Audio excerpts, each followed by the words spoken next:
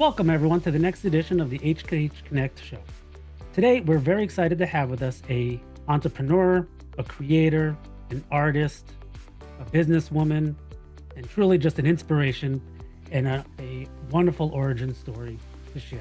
Nichole Schneider, welcome. Thank you for joining us today. Thank you. So excited to be here, Darren. Thank you. Well, if we could, because I could try to tell your story, but it's probably best if you share who you are. Let's give us the elevator pitch of who you are.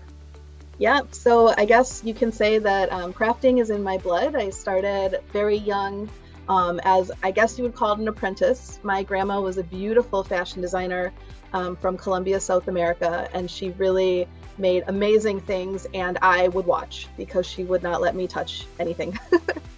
So I really watched her draft patterns and sew beautiful things, wedding gowns, christening gowns, special occasion things, which led me into pursuing a degree in fashion design in college. And from there, I went on to a master's in visual arts, which was a series of studio classes, and I really focused in textile arts. So dyeing and creating and soft sculpture, all of that fun stuff. Professionally, I've always worked as a buyer and was pretty blessed to cross paths with Nancy's Notions many, many years ago. They actually hired me when I was 5 months pregnant with my twins, and they supported me through my entire pregnancy, and they gave me the time I needed with my babies and allowed me to come back actually as a buyer, and then a little bit later on in a social media and product development capacity. So Nancy's Notions really helped me launch my career into the craft space. So I just kind of evolved from buying into more product development, global sourcing, which has led me really to where I am today. So I own Nichole Craft, and currently we have about 120 different SKUs of knitting and crochet products, and we will be launching sewing products in the next month, and by early next year we have some other fun stuff going on as well. So it's been kind of a wild ride, and here we are today. Well, it sounds like I missed part of your introduction to say superwoman and mom. Yes. In the words of the keywords for search, for SEO search, I neglected to put those into the title as well for you. So let's do that now. So it sounds like, though, like if we were to tell your origin story, like keeping on that superhero theme, you found yourself in this profession. Would you say, was it like a calling? Is it part of, as it sounds like, because it was part of your heritage and upbringing and family, like that's really was where that inspiration drove from? Yeah, I mean, really, I've always been very much encouraged to be creative and to follow my passion on one side of the family, and the other side of the family was very much business minded. So really, this Nichole Craft has been an opportunity to blend both the creative and artistic with a lot of what it takes to run your own business. And I source everything primarily overseas. So I'm in China, I'm in Pakistan, I'm in India, and then we also sell globally. So right now we're in the US and also in Canada, and always looking to expand. So it's been a really great blending of the analytical and the creative freedom to be able to bring some awesome products. So working as a buyer and product developer for other brands in the industry has really shown me what the consumers are looking for and where there are holes in the marketplace to bring really great product at fair, attractive pricing for both the consumer and also the retailer. It sounds like you're a fortunate individual that was able to take their passions and loves and make a living doing it. Yes. So often, I think individuals, particularly when you look at artistry and even crafting and a lot of the individuals in the space, it can probably be a hard thing to achieve where it's my passion, but how do I combine my passion with business? I And think a it's lot very of it fortunate has to to do do that. just being a little bit more analytical. So I remember, I talk a lot about my family and my grandparents, but my grandparents have definitely shaped a lot of who I am. Of course, your mom and your dad are instrumental in your growing up, but I really had the great fortune of really getting to know my grandparents. Actually, at one time, fresh out of college, my grandma and grandpa worked for me when I had a small brick and mortar alterations business. So you really learn a lot about somebody when you're hemming pants 6 or 7 days a week and spending tons of time with them. Uh, and on the other side, my grandpa, he's definitely Mr. Business. And I learned at a very young age from him that a lot of times it is just business. So, if something doesn't work out today, it's not a huge emotional disaster. It's really like, okay, reframe, either we're going to ditch this and try something else, or I really believe in what I'm doing and I just need to refocus to see what the path forward is. Could you get mad at grandma and grandpa if they were late to work? One time my grandpa actually fell asleep at work. It was like the cutest thing in the world. As I get older in my age, I sympathize. I get it. Yeah. Young Darren, no, now, hey, a little mid-afternoon nap does wonders. Except for he fell asleep actually like on the sewing machine. So One of those days. It was one of those days, but no, it was really great. It's really a blessing to benefit from all those years of experience, both on the business side and then also my grandma truly taught me a lot about construction and quality and how to do things the right way when it came to sewing. And those are just things that you can't really learn in school. You have to be taught from a master in the craft. And also along the way, there have been tons of people in different roles that I've worked with who've really taught me amazing things. There have been amazing designers, sample makers, salespeople, other business owners, and I've bounced around quite a bit professionally, but I've also kind of had the opportunity to learn a lot, what works, what doesn't work for me necessarily, and take all of that knowledge to really put it into Coley Craft in order to grow the business. I want to be in every independent shop. I want to cover everybody's craft needs. So that's what we're growing towards. Well, wonderful. Let's talk about, as you say, you have lots and lots of products.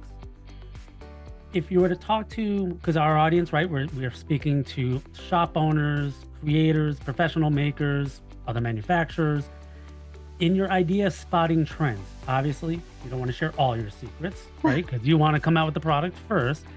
But how do you go about staying either up on the trends and really being able to, what you feel for your business, able to forecast those trends, and that someone might be able to learn a little bit from you?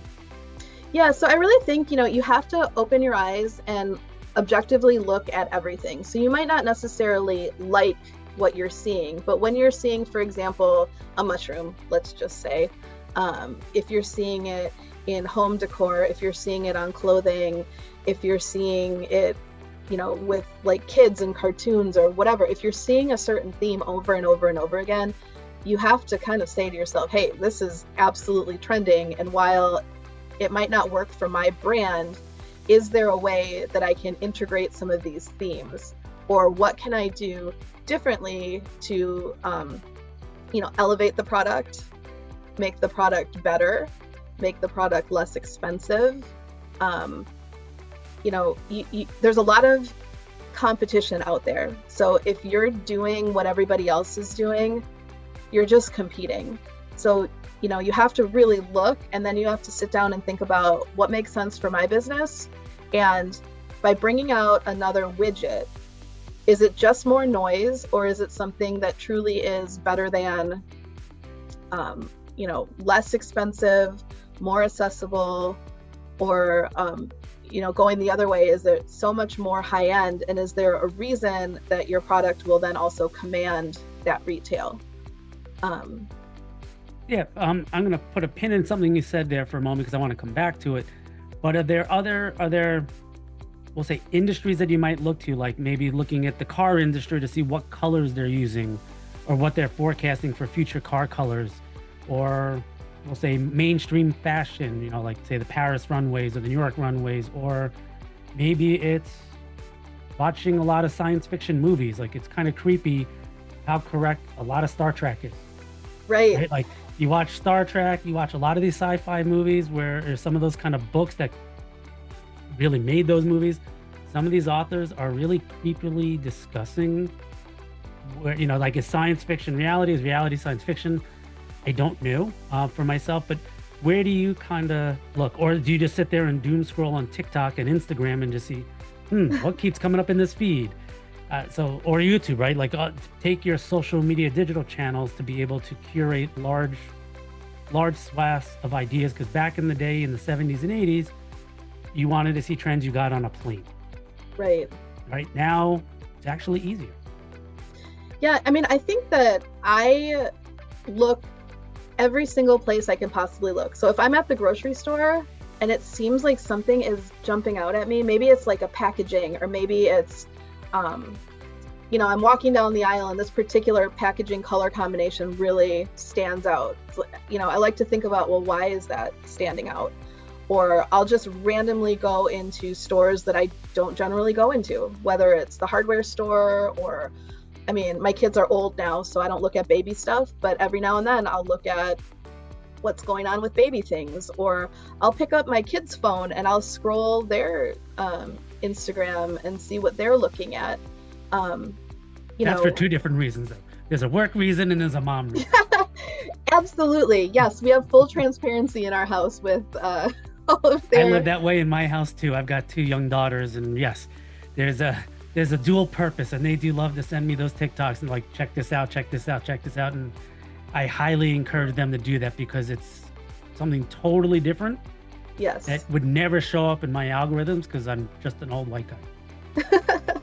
Well, I also, I'm pretty chatty and pretty inquisitive. So, whenever I have the opportunity to talk to somebody, whether it's a friend or a random person, I like to ask them questions about what are they into, what's their hobbies, like what's your favorite color, things like that, and just really listen and then think about how it can be applicable to my business. So, like the color of the year, always very important.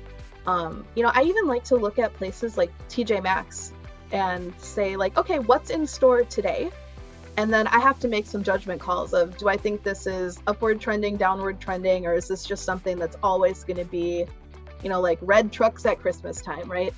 Like it has its moments, but it's pretty much always a pretty safe bet. So I like to think about what I am wanting to do with my product and how I want it to live. Do I want my product to be one and done? I'm just doing a limited edition special something for this particular moment in time? Or do I want my product to be able to live 3 years, 5 years? Do I want to come up with the product that that's just what everybody uses? It's the gold standard, like the Clover white-handled seam ripper. There's tons of seam rippers out there. I'll be coming out with a seam ripper, but when it comes down to it, that Clover seam ripper is just the gold standard of seam rippers, and really just also you have to think beyond, I like this, I don't like that. Because truly, it doesn't necessarily matter what you like or don't like. What matters is what consumers are purchasing and what what the market is demanding, and really just being honest with yourself and going towards the business and not necessarily the passion. So if you go towards the business with your passion, you're good. But if you're just strictly going off of what I want, what I like, you have to listen. You just have to do a lot of listening. Very, very true. Well, and part of that, like kind of combining these thoughts, like as you talked about finding trends everywhere, looking at inspiration, talking to people. watching what competition is doing, looking at other industries. When we take that next step in this conversation forward is then showing up at a trade fair. Ah, Right. H&H Americas, what a surprising topic is for us to reach, right? But the idea of going to just industry trade fairs or industry gatherings, whether it's a crafting retreat, whether it's a consumer trade show, whether it's a fashion industry trade show, like a textiles, production level textile event, and obviously dear to my heart, H&H Americas. Can you kind of talk about what you gain by just going to these live experiences? Why make that investment? Because it's not cheap, right? You have to fly, you have to stay in a hotel room. If you're exhibiting, that's one type of expense. If you're just there sourcing, that's a different kind of expense. If you're just there for networking, education, all these things have a tax and a toll on your business, on your family. Why make that investment? I'm going to go out and limb and probably say you believe in that investment, but share kind of why make it and why you believe in it. Yeah, so I've always loved trade shows. Like when I was a kid and my dad said, "Hey, let's go to the boat show or the fishing expo," you could count me in. I'm going, I think it just is my natural curiosity. But, professionally, having gone to all the different trade shows, I was so excited when H&H came to the US. And that was actually that year was a big turning point professionally for me. So that year was the year I decided that I was going to work for myself. And H&H was the opportunity to go to the show independently. And I was very fortunate to be able to do a couple of classes that first year. And I was talking a lot about product development and, private labeling. And I decided that I needed to have a couple of, giveaways, because how can I be talking about growing your business via product without actually having a product? And I made this really cute kit. And a couple weeks before H&H, I went to my local yarn shop and I was taking a class, and I pulled out my little kit because I was so proud of it. And the store owner said, "I'd like to buy 20 of those." And I said, "Well, it's just a giveaway and I need them for the trade show." And she's like, "Well, you don't need all of them. Sell me 20. Okay. So I went to the trade show, and that kind of like stuck in my mind. It's like, well, wait a minute. Like, I develop products, like actual retail products for other brands, other people. I can do this for myself. I have the sourcing, I have the manufacturing, I have the import. Why am I not doing this?" So my focus changed a little bit from like trying to just specifically network and get to know people to saying, okay, this is a brand, like these are products. And I met a distributor at H&H that they loved the products and they brought them in. Actually, 2 different distributors did it. And really that connection at H&H really propelled my business from, I have an idea, I'm not really sure what I'm going to do with it. In the frame of those 3 days, I went from I'm not really sure to I have a clear vision and path. And now I have the connections, I had the tools, but now I have the connections and the ability to take this idea and really shape it. Without H&H, that would just not have happened. Like you can cold call, you can send out your emails, you can send out samples, but unless you're actually in the room with these decision makers in a really supportive and welcoming environment, it wouldn't have happened. So truly H&H propelled my career, my solo, business ownership, to a whole entire new level, that it wouldn't have happened, really without it. So that's amazing. Thank you for sharing that. As you described your experience, right? Like you were able to connect with these people, you were able to show an item and get immediate feedback. mhm. Can you tell an audience that maybe hasn't invested in themselves or hasn't had the time to make it to the show? Because we've only had 3 of them now, right? So there's not been that many opportunities for people to A, learn about us, and B, make the trip. What's unique about that experience? Why is it different than other industry events you've gone to in the past? Like what makes this say stand out on its own Mhm. island, on its own little pedestal? Like, what makes it such a different experience than other experiences you've gone to in the past? Yeah, so this show is really, I would say, all craft inclusive. And what's awesome about that is you can be a quilt shop or a sewing machine store, and you can walk through and find other products that would make sense in your store that you wouldn't necessarily see because it was yarn craft or it was felting or it was something kind of tangential. But when you actually see it in action, you can think, oh wow, you know what, I'm pretty sure my customers do these type of things, so why not give it a try? And you're seeing it right there, you're able to touch it, experience it.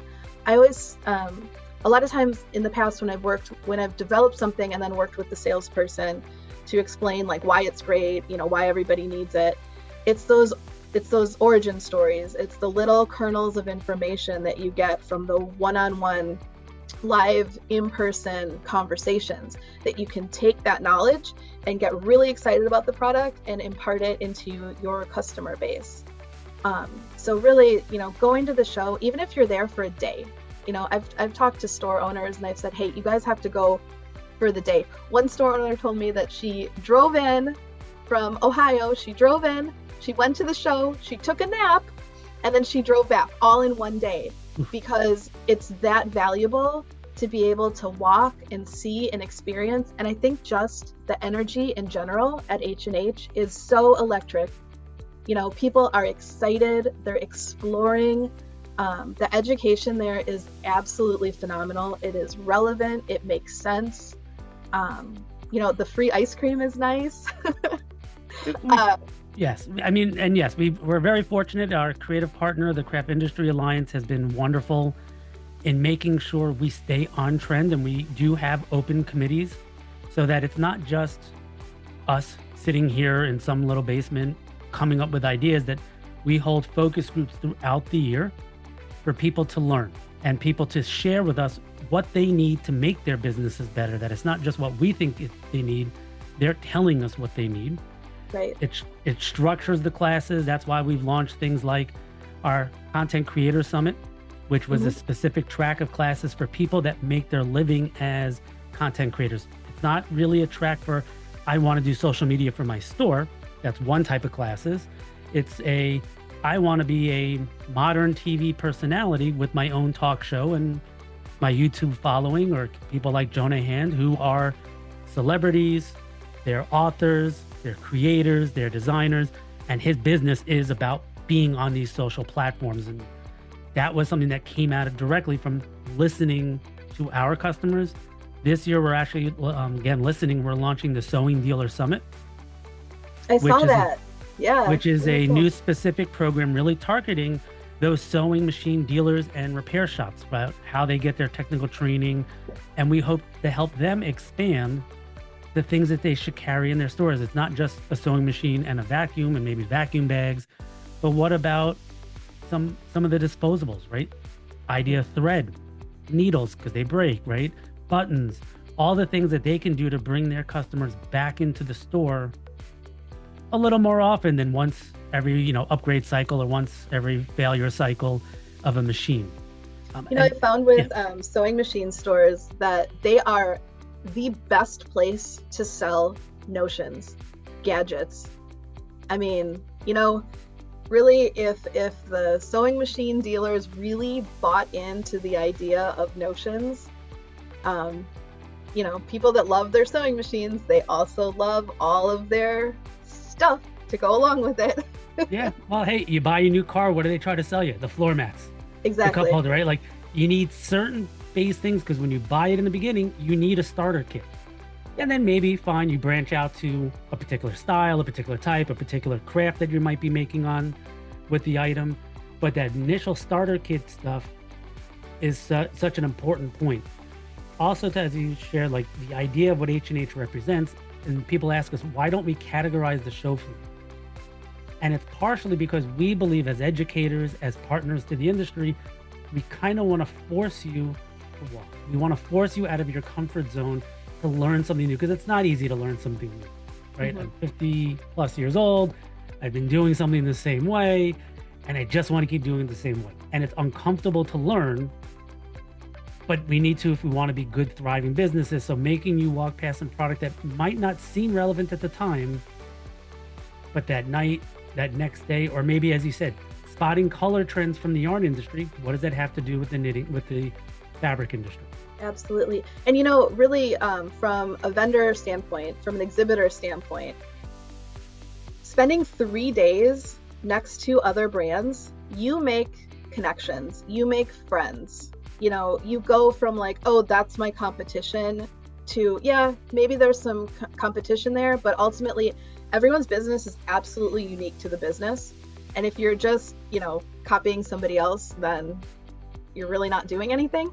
But what's great is that, going to these trade shows and being on both the buying side and the exhibiting side, I have made awesome connections with other brands. And you never know when a project might come up that you don't have sourcing, and you're like, you know what? Nope, I can call this guy, and I know that they're the experts in what they do, and they're going to help me get to the next step there.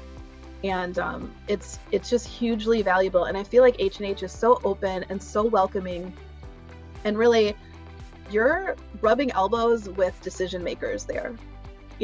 Like sometimes it's shocking, some of the business cards that I've collected, to say, oh my gosh, like this is the head of this huge brand. And, I was in the elevator with him just chit-chatting, and we swapped cards. That's how business happens. And that's really the excitement, I think, of H&H, that all those barriers are kind of broken down, and people are they're excited to be there. They're happy to be there. They're chatty. Chicago's a great town, city. It's, all of it is wonderful. Yeah, and people have asked, enough, I could talk forever on some of these things. The fun of it, like, yes, as you said, like sometimes just listening as you wait for a coffee, hear the Yes. accent, hear the person, it's like it's eavesdropping, yes, but no one's coming not to meet people. You don't show up it's like you don't go to a bar thinking I'm going to sit in the corner by myself and not talk to anyone. Same scenario here. You're coming because you want to learn, you want to grow, you want to find new inspiration.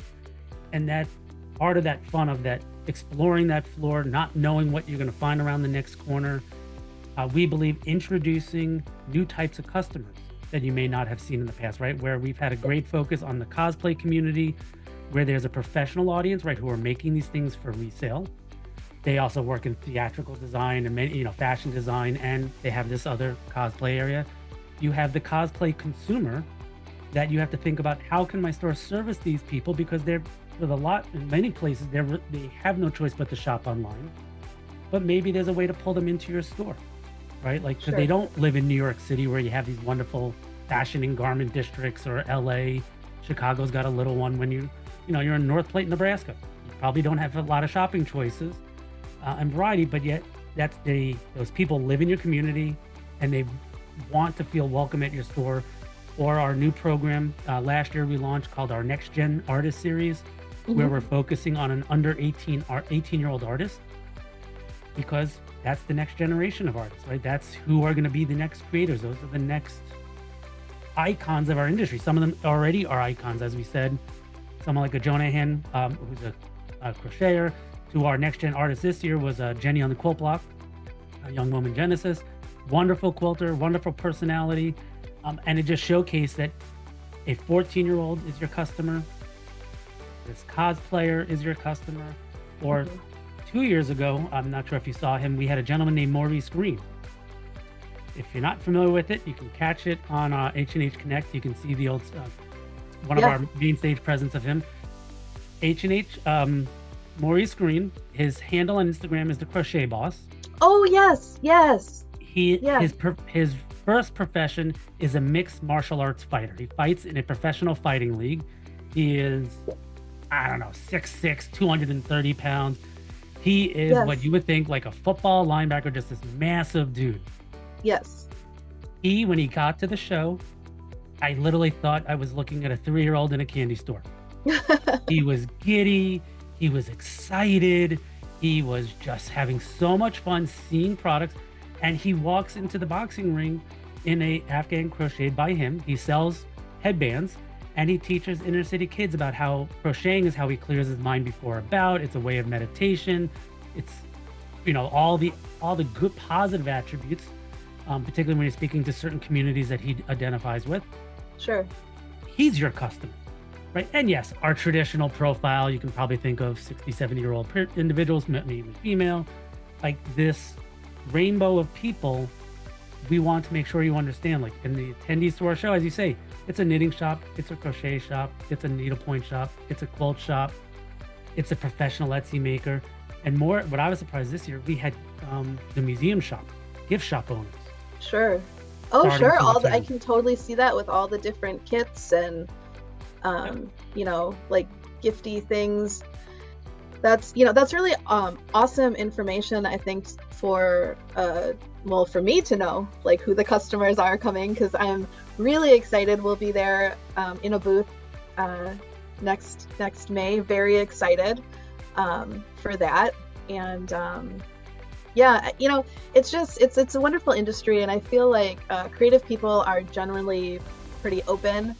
And even the core demographic, like they don't want to be pigeonholed into boring or this or that. I think some of my most supportive customers are, and the ones that are the most inquisitive, are actually the customers that have been customers for 30 years plus in the industry, because they also want to see new and fresh and different, and they want to know what's next, what's trendy. One of my signature products are these little resin stitch markers. Actually, the inspiration was my daughter. She had some cute little resin, tiny little miniatures. She calls it her miniature collection. And I thought, oh, this is cute. So I drilled a hole in it and I put a little hook in it and I used it as a stitch marker. And people started asking me for them.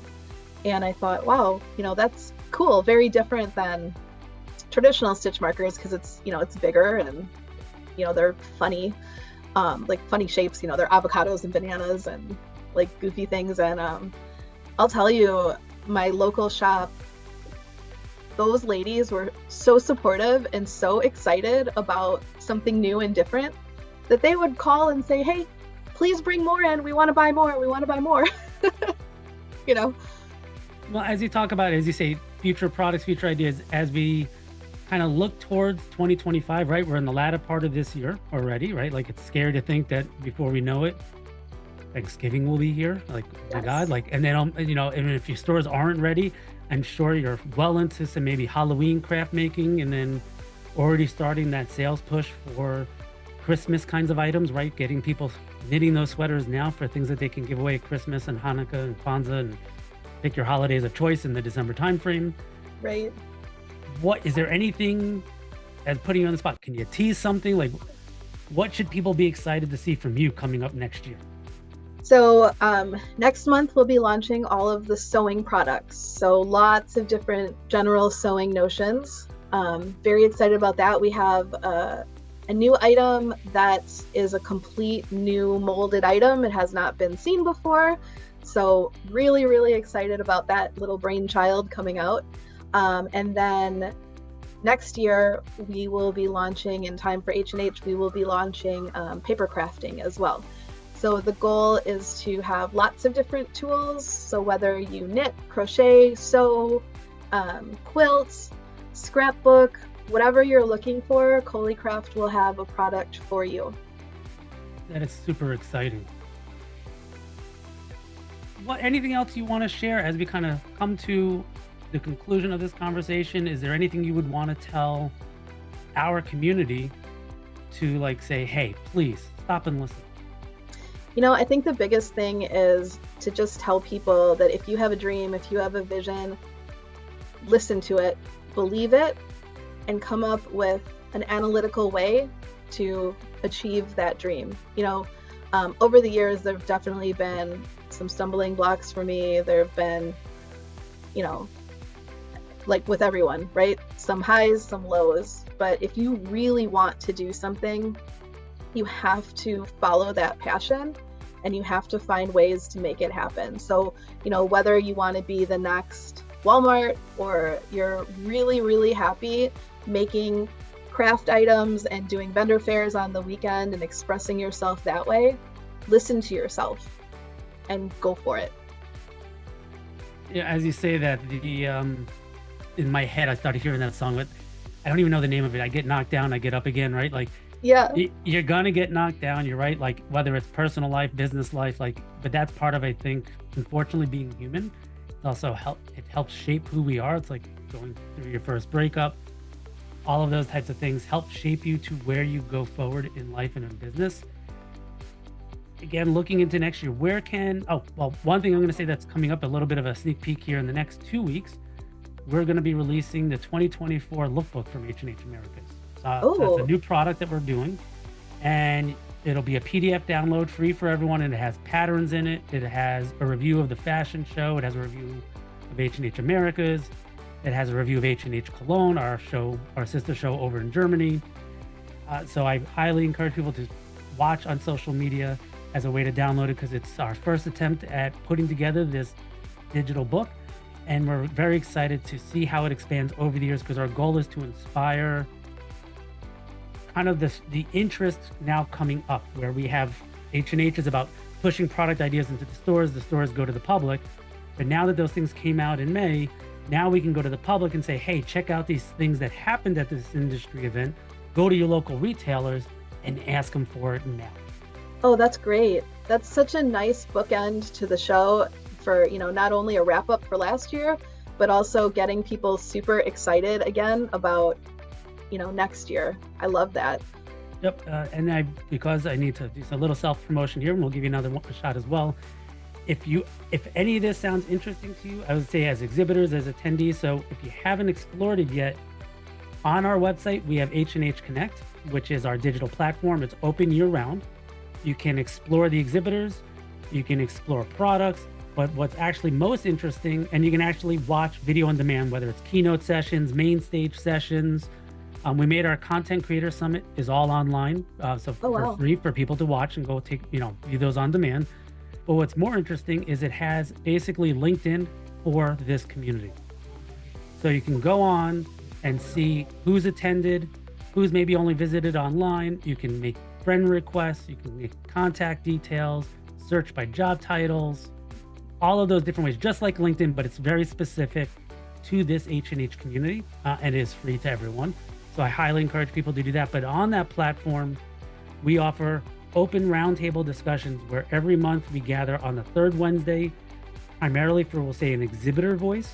Hmm. And then every Wednesday, because we're recording this on a Wednesday, we offer one that's more focused on the attending audience. And we'll cover things like restaurants, hotels, travel, new features, new content, just because we know we have a lot of things going, right? You got a content creator summit, you have a sewing dealer summit. We've had our masterclass program. We have our product academies. We have our sample it. We have main stage. We have learning lab. We have this thing called trade show. We have product showcases. Like we have happy hours. We have meetups, right? Individual organizations doing meetups. So there's so much going on that it's almost impossible to read it all. So we think it's easier to take these sound bites. And then also it gives an opportunity to ask each other, like, hey, how did you manage it? Or call a few months ago, someone said, hey, come with me. I'm going to mentor you. I'm going to show you how I work this. And with someone who's a more seasoned professional to a first time, a shop owner that was getting ready to open her shop. Oh, that's great.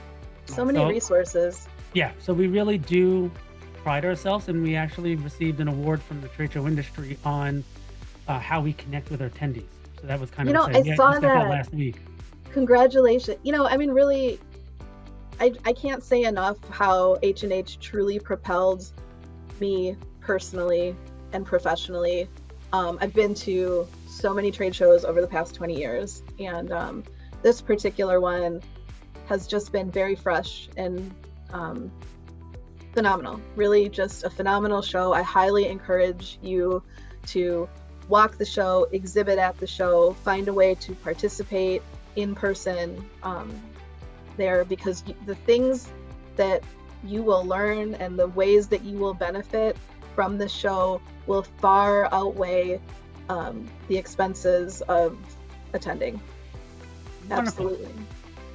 Well, I'm going to ask you one last question because I should have ended it there because that was such a beautiful ending to it. But how can people find you? Where are you going to be out and about traveling in the next couple of months? Where if somebody wants an opportunity to meet up, or if someone says, "Oh, I would love to get in touch with her because they either have an idea, I would love to ask for advice." How can people Yeah. reach you? So the easiest way to reach me is absolutely on my website. It's coleycraft.com. And you can email me at any time at coley at coleycraft.com. Super simple. We'll be at the Houston Quilt Market. We'll be exhibiting in booth 421. And I'm on Facebook. I guess my phone is kind of an extension of my hand, like most of us. So you can find me there on Coley Craft. And just, if you have a question, feel free to reach out. I am never too busy to take a couple of minutes and respond to an email or, have a chat. I'm very, very chatty. It's hard for me to stop talking. So, yeah. I know the feeling because as I'm sitting here listening, I have like four more things I want to go into, but this has been a wonderful show. We'll have to get together soon again and Absolutely. explore more ideas together. I really appreciate your time today. All right, Darren, thank you so much and can't wait to see you in a couple of months. Yes, thank you so much for your time. All right, bye bye.